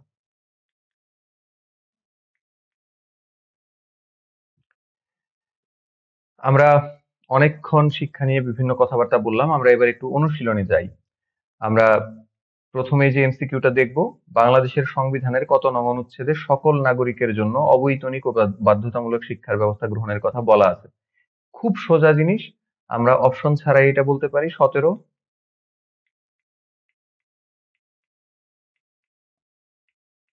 17, দ্যাটস রাইট। আমরা দেখতে পারলাম যে 17 নম্বর অনুচ্ছেদ।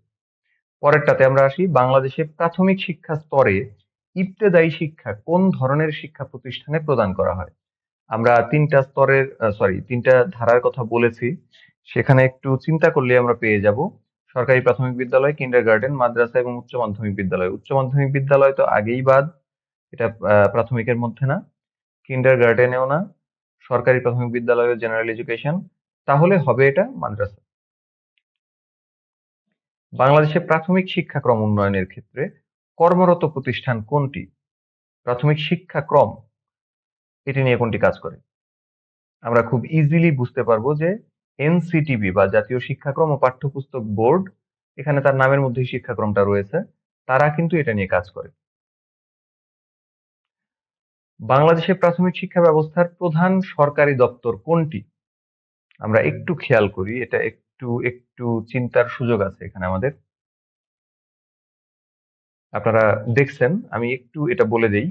সেটা হলো সর্বোচ্চ সংস্থা হচ্ছে মন্ত্রণালয়, কিন্তু বাংলাদেশে যেহেতু দুইটা মন্ত্রণালয়, একটা হচ্ছে শিক্ষা মন্ত্রণালয় বা মিনিস্ট্রি অফ এডুকেশন, যেটা কাজ করে মূলত মাধ্যমিক এবং উচ্চ মাধ্যমিক স্তর নিয়ে। আরেকটি হচ্ছে প্রাথমিক ও গণশিক্ষা মন্ত্রণালয়, সেটি কাজ করে প্রাথমিক শিক্ষা নিয়ে। তো সেটি প্রাথমিক শিক্ষার ক্ষেত্রে যেহেতু ব্যবস্থাপনার প্রধান সরকারি দপ্তর আমরা খুঁজছি, সুতরাং আমরা যেটা এই প্রাথমিক শিক্ষার জন্য আমরা এই শিক্ষা মন্ত্রণালয়কে বাদ দিয়ে দিতে পারি, কারণ শিক্ষা মন্ত্রণালয় প্রাথমিক শিক্ষা নিয়ে কাজ করে না। তাহলে প্রাথমিক শিক্ষা নিয়ে যেসব প্রতিষ্ঠান কাজ করে, মন্ত্রণালয়ের পরেই যার অবস্থান তার নাম হচ্ছে অধিদপ্তর। এই যে এখানে আছে directorate of primary education, DPE. এটিই হবে আমাদের উত্তর। বাংলাদেশে বাধ্যতামূলক প্রাথমিক শিক্ষা আইন প্রণীত হয় কত সালে? আমরা এটা দেখেছি, এটা খুব গুরুত্বপূর্ণ একটা ইভেন্ট।